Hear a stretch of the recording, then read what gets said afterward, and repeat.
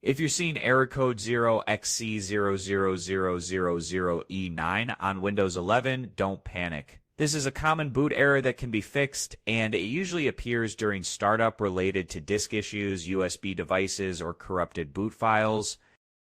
First, completely shut down your PC and disconnect all external devices like USB drives, printers, and external hard disks.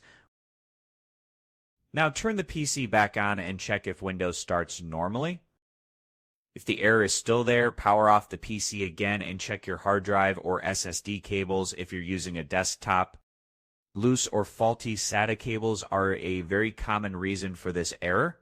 Next, we'll use Windows recovery options. Shut down your PC while it's booting 2 or 3 times until you see automatic repair.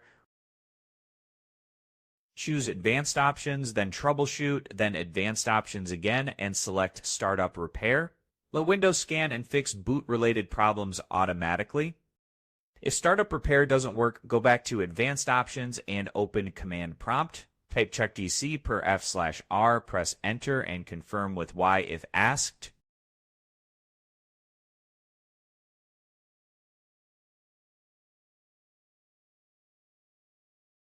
This will scan your drive for errors and bad sectors, and it may take some time to finish. After that, restart your PC and check if the error is gone. Another important fix is to enter the BIOS and make sure your system drive is detected correctly. If the drive doesn't appear, your disk may be failing and need replacement.